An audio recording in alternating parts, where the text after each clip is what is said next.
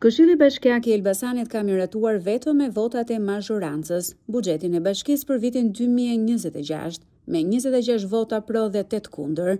Sipas të dhënave të prezantuara, buxheti total për vitin e ardhshëm arrin në 4 miliardë 13 milion lek, duke shënuar një rritje prej rreth 6%, krahasuar me buxhetin e vitit 2025, i cili ka qenë prej rreth 3.8 miliard lekësh. Teksa e prezantoi para këshilltarëve, kryetari i bashkisë zoti Gledian Llati e konsideroi buxhetin e vitit 2026 realist, të përgjegjshëm dhe të orientuar drejt qytetarit. Llati theksoi se prioritet mbeten shërbimet publike vendore, infrastruktura rrugore urbane dhe rurale, si dhe zhvillimi i balancuar i territorit. Patjetër, është një buxhet, do ta cilësoja realist, të përgjegjshëm dhe të orientuar qartë drejt qytetarit.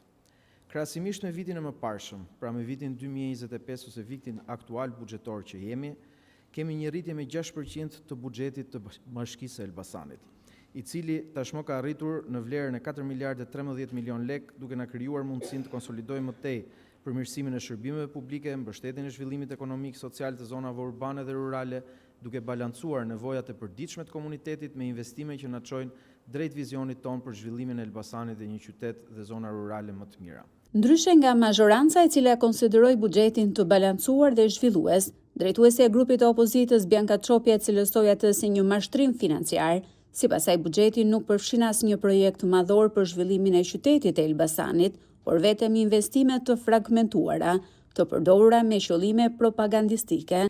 Sepse fillojmë që nga paketa fiskale me rritje taksash për të mbuluar pa aftësinë. Familjet paguajnë më shumë, biznesi i vogël paguan më shumë, fshati paguan më shumë.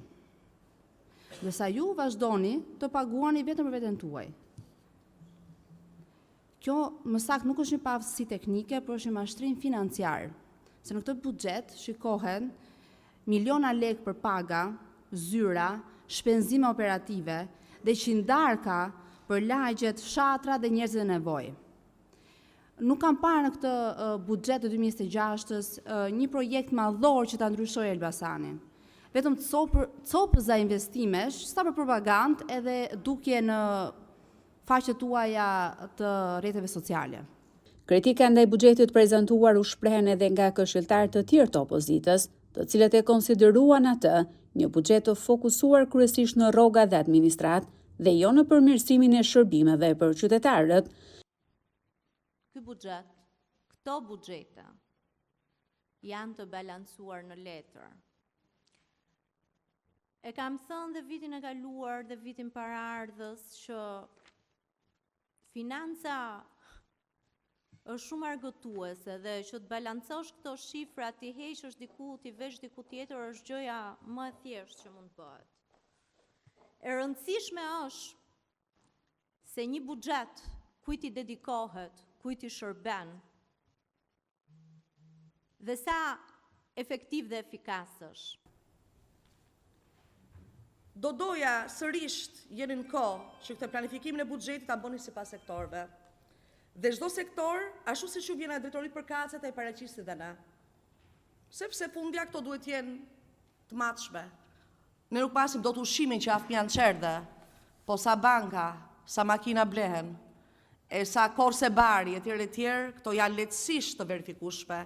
Me flet bëjnë ju, këto gjëra nuk mbulohen dot. Shumicën e buxhetit ta çoni për paga, për shpenzime operative dhe për luks. Ata që shikoj, po e nis që nga fillimi, ka një rritje vërtet për 200 milion lekësh, por kjo është e bazuar totalisht në rritjen e tarifave dhe gjithçka që rritet në paketën fiskale një muaj më parë.